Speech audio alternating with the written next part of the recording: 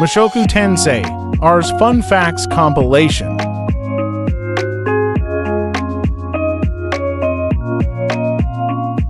Ars Greyrat is the third sibling and the first son of Rudeus and Eris. He has red hair like his mother and emerald eyes like his father. He seems to be the tallest among his other siblings. Same like his mother when still a child, Ars is a wild kid who loves fighting. He also inherits pervert side of Rudeus and his grandfather Paul. Very much like his father, he doesn't discriminate between sizes, big or small. He likes all types of female breasts. He doesn't care much about males and will certainly cry whenever Rudeus tries to hold him. He and Rudeus are not that close. They're exactly opposite of his younger sister Christina. In one of the redundant side stories, he develops feelings for his aunt Aisha. He later impregnate his aunt at the age of 12. This controversial story was later deleted by the author after receiving backlash from the community.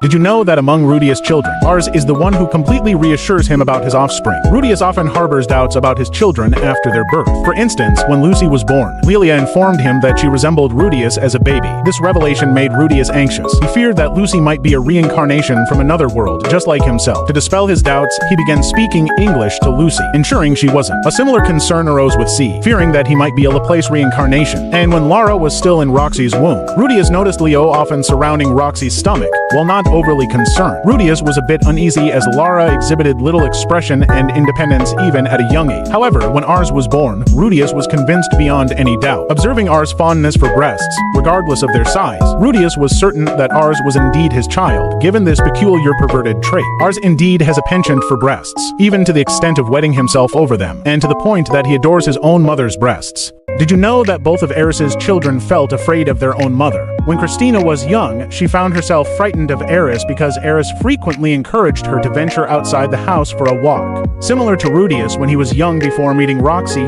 Christina was extremely shy and fearful of the outside world.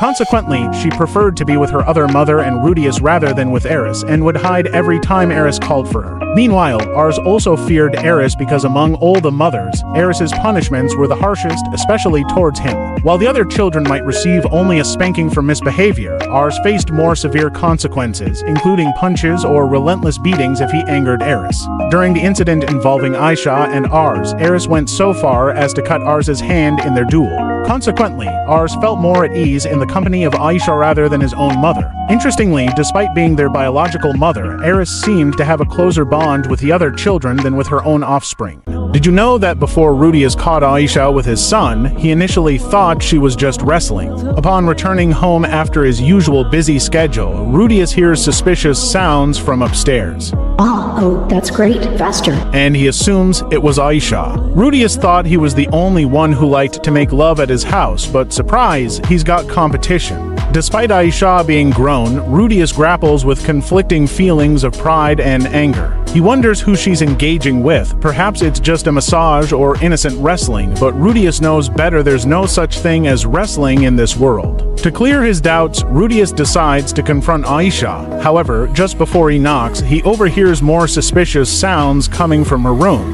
Oh, Ars, does it feel good? Yes, I should be. Without further thought, Rudeus swings open the door, only to be met with a sight he never expected. The rest, as they say, is history. After walking in on Aisha and Ars making love in the room, Rudeus felt sickened. He couldn't believe what he saw, desperately hoping it was all just a nightmare. Unfortunately, it wasn't. Rudeus told them to take a bath and then gathered downstairs in the living room for an explanation. After Aisha and Ars finished, the family meeting started. Rudeus and Lelia bombarded Aisha with a bunch of questions, but she skillfully countered each one, insisting that all she did was practice with Ars. Rudeus felt hurt when Aisha addressed him as master instead of brother, which added to his frustration, interrupting the tense atmosphere. Sylphiette gazed intently at Aisha and asked if she would also take responsibility for Sieg's education. Feeling pressured, Aisha resistantly agreed. In the end, Aisha admitted that she loves Ars deeply, and that feeling has grown since his birth, becoming stronger as Ars grew older. With her heart on her sleeve, Aisha begged Rudeus to approve their relationship, but he furiously denied her plea. Aisha had never seen her brother's face so filled with rage before. Aisha's heart ached from her brother's rejection. The next day, she and Ars disappeared, leaving behind a single note: "We will live our own lives." After Aisha and Ars fled from the house, panic spread among the household. Rudeus embarked on a determined quest to gather information about their whereabouts. Searching various places in Ranoa City. Unfortunately, Aisha's clever schemes kept her location unknown, effectively misleading Rudeus in his pursuit. The relentless search continued for over a year, ever since Aisha left that note, until a breakthrough finally came. Word arrived that Aisha and Ars were sighted in the Milis continent. Finally, after what seemed like an eternity, Rudeus, accompanied by his wives, reached their hideout. The moment they approached, a sudden figure emerged from the shadows. It was Ars, firmly blocking their path. After Rudeus finally meets Aisha, she is in a pitiful condition. Pregnant and worn down, a heartfelt communication ensues. Despite the challenges, they reconcile, and Rudeus eventually approves of their love, though with certain conditions for Aisha to follow. Aisha wholeheartedly agrees. In the end, Aisha and Ars had a son, and they named him Eris Greyrat. Did you know that after Rudeus retired, it was Ars who continued his work as a subordinate to Orsted? After those incidents, Ars was temporarily separated from his lover by Rudeus until they fulfilled the necessary conditions to be together. Only then could they finally reunite. And when that time came, he already lived separately from Rudeus with his beautiful wife and their somehow healthy son. It was then that Ars began working to provide for his family, resuming his father's role as a subordinate to Orsted. By the time Rudeus was in his 40s, Ars was already assisting him with his Orsted job. He was even assigned by Orsted to travel the world with his wife. When Rudeus truly retired, Ars fully inherited his responsibilities. Even at a young age, Ars was already providing for his family. Be like Ars. He truly loves his family. Did you know, despite being born from an incestuous relationship between Aisha and Ars, Eris Greyrat is actually a healthy child? Leroy possesses Aisha's intelligence but also exhibits a penchant for perversity like Ars, as he has shown his love for big breasts. Surprisingly, unlike Aisha, who received strict treatment from her mother, Lilia's attitude towards Leroy is completely opposite. She adores him and is quite happy in his presence. Have you